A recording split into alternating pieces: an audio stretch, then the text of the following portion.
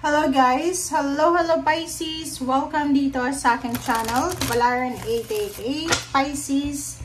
Alamin natin kung anong messages, vibration, gabay, energy para sa lahat. Ito ay unexpected. So, tingnan natin Pisces kung ano yung unexpected na posibleng mangyari sa inyo ngayong Abril. So, ito yung mga hindi mo inaasahan. Tingnan natin.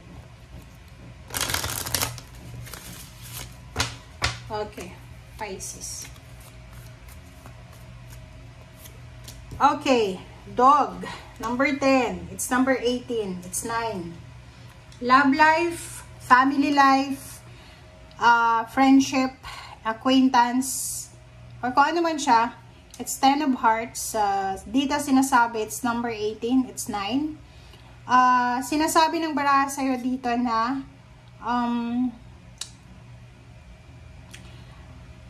hindi mo ito inasahan ha, pero isang tao or marami sila, pero nakikita natin isa lang naman itong dog, hindi naman dogs, pero pwedeng isa to. Isang tao ang posibleng maaasahan mo, yung parang yung taong ito na hindi mo ini-expect na makatulong sa'yo, siya yung makakatulong sa'yo.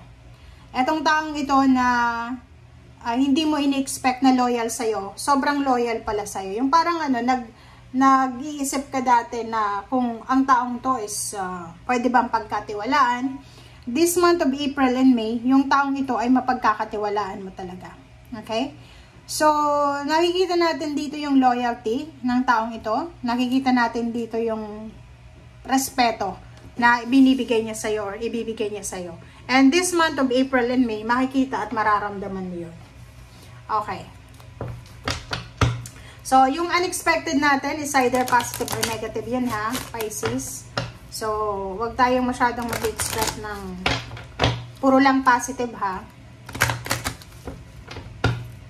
Okay.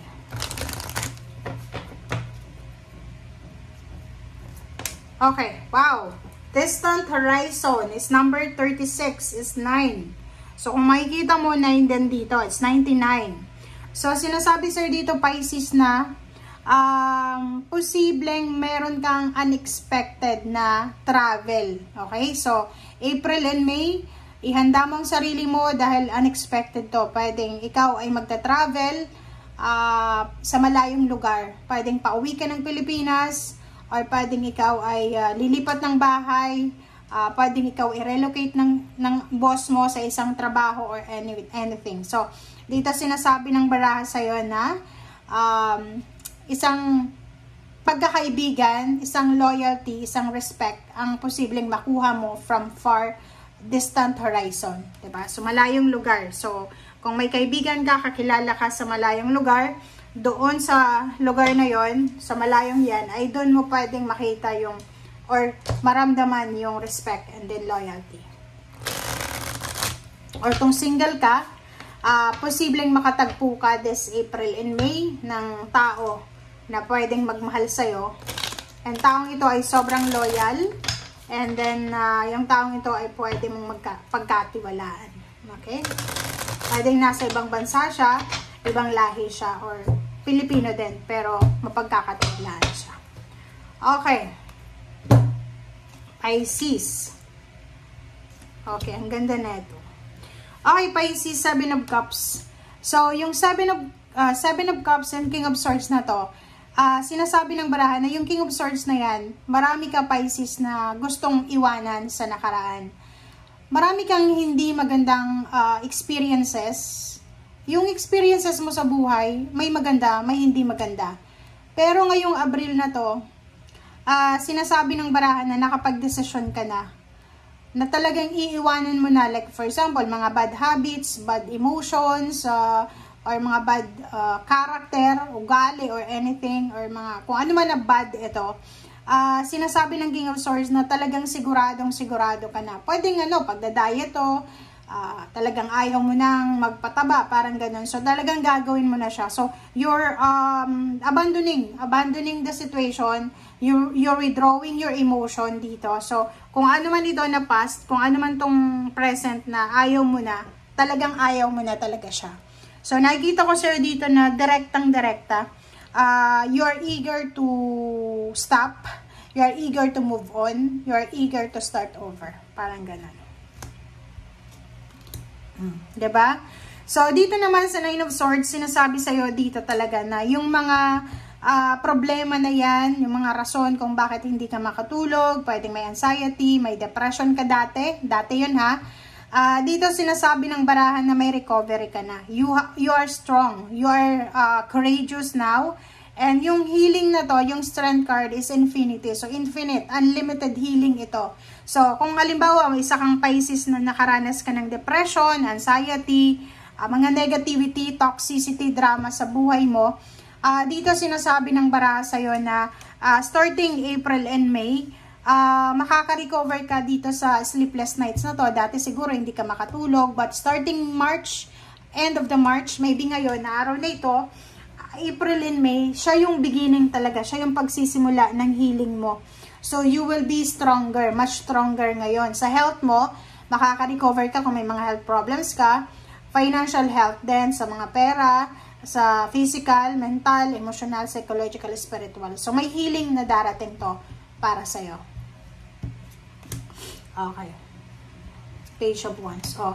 So, dito sinasabi ng baraha sa'yo, yung Page of Wands na to is all about future siya and Eight of Pentacles. So, nakikita ko sa'yo dito na in the near future, okay, sa mga susunod na buwan, susunod na linggo, susunod na taon, sobra-sobra kang magfo-focus sa trabaho, sa ginagawa mo. Kung may business ka, sa business. Kung may trabaho ka sa company, sa company. So, nakikita ko sa'yo dito na maganda yung projection, maganda yung prediction para sa'yo sa future. So, kung halimbawa sa ngayon, unemployed ka, isa kang Pisces, huwag kang mag-alala kasi sinasabi ng baraha sa'yo dito na yung future mo ay magiging sobrang abala ka. Diba? So, sa ngayon, kung unemployed ka, i-enjoy mo yung pagiging unemployed. Diba? So, magpahinga ka, gawin mo yung lahat. Kasi pagdating ng araw, pag may trabaho ka niya dito, talagang yun na lang talaga yung focus mo. Trabaho. Okay? The Hermit and Four of Pentacles. Wow! So, dito sinasabi ng baraha sa'yo, starting this April and May onwards, may mga Pisces dito na yung plano nila na pag-ipon ng pera ay posibleng gagawin talaga nila. So, nakikita ko sa'yo dito na you're at peace, diba? Peaceful ka kasi wala kang problema sa pera ngayong April and May. Dito sinasabi na you are at peace, nagre-reflect ka siguro sa kang Roman Catholic, nagsiselebrate ka ng Kwaresma. So, nakikita natin dito na nagtitipid ka, nagpa-fasting ka, hindi ka masyadong gumagastos ng marami, nagpa-fasting ka, nagpe-pray ka, nagbibisita iglesia ka, parang gano'n. So, nakikita natin dito na hindi masyadong magarbo, hindi masyadong materialistic yung buwan na to para sa'yo. So, nakikita ko sa'yo dito, Pisces, yung peaceful na buhay. You're at peace, you're secure, just stable, and yung pera secure din dito. Okay?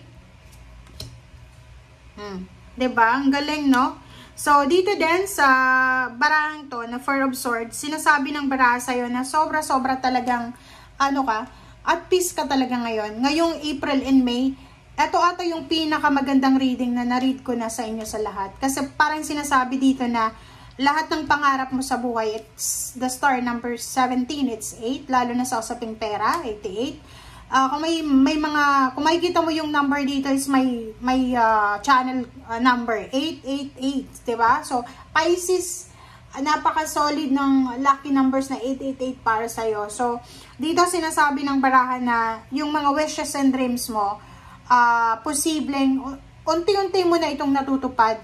And simula ngayong April na to, lalo na sa May, or sa susunod na buwan, wala ka nang masyadong poproblemahin sa pangarap mo. Kasi, you're living in your dreams now. So, parang, ito yung pangarap mo dati Ito yung pinagpipray mo ng bata ka pa.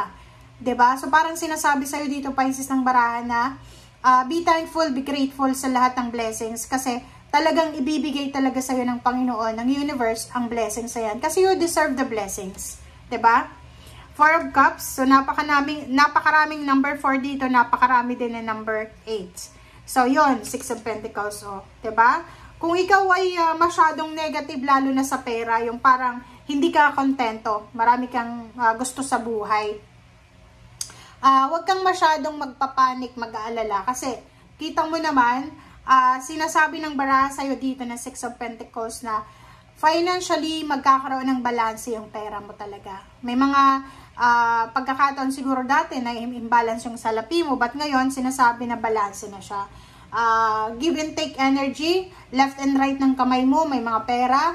Parang literal siya eh. So kung ano yung hahawakan mo starting April and May, magiging pera siya. Parang ganon. And sa ilalim niya is Knight of Cups. So kung single ka, yun nga sabi ko sa'yo dito, loyal na respectful na tao ang posibleng papasok sa buhay mo. So, pwedeng may manligaw sa'yo or may magustuhan ka, and yung taong itong magustuhan mo ay tamang tao ito para sa'yo kasi respectful siya, loyal siya, and mabuti siyang tao. Thank you guys for watching.